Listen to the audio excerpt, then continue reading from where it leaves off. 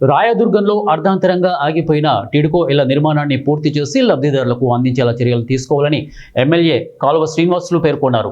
రాష్ట్ర శాసనసభలో సోమవారం ఆయన టిడ్కో నిర్మాణం గురించి మాట్లాడారు.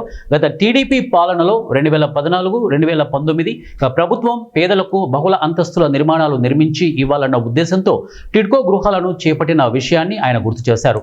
చాలా ప్రాంతాల్లో 80 నుంచి 95% వరకు పనులు పూర్తి చేయగలిగినట్లు తెలియజేశారు. అయితే 2019లో అధికారంలోకి వచ్చిన వైకాపా ప్రభుత్వం వీటిని పూర్తిగా నిర్లక్ష్యం చేసిందని ఆరోపించారు.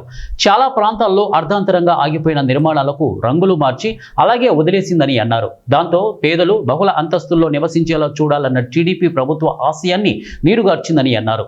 రాయదుర్గం పట్టణంలో దాదాపు 1791 ఇంటి నిర్మాణాలు 80 నుంచి 90% మధ్య ఆగిపోయాయని వివరించారు. వీటిలో ఎక్కువ భాగం తలుపులు, కిటికీలు బిగిస్తే నివాసానికి అనుకూలంగా ఉంటాయని తెలియజేశారు. ప్రస్తుత కూటమి ప్రభుత్వంలో వీటిని పూర్తి చేసి నాటి టీడీపీ ప్రభుత్వ సంకల్పం సాకారం అయ్యేలా చూడాలని ఆయన విజ్ఞప్తి చేశారు. నిర్మాణాల్లో పేద కుటుంబాలు ఆనందంగా గడపాలనే ఒక అద్భుతమైన ఆలోచనలతో ప్రారంభమైన ఈ కార్యక్రమం కారణాంతరాల వల్ల మనం 19 లోపల పూర్తి చేసుకోలేకపోయినాం. తర్వాత వచ్చిన ప్రభుత్వం రంగులు మార్చి దీనిపైన తీవ్రమైన నిర్లక్ష్యం ప్రదర్శించడం వల్ల ఆ కళ నెరవేరలేదు. ఇప్పుడు మళ్ళీ కూటమి ప్రభుత్వం ఏర్పాటైంది. నారాయణ గారే మంత్రిగా ఉన్నారు. కాబట్టి మీ ద్వారా రిక్వెస్ట్ చేసేది ఏమంటే రాయదుర్గం నియోజకవర్గంలో కూడా 1700 పైచీలతో ఇళ్ల నిర్మాణం అర్ధాంతరంగా ఆగిపోయింది.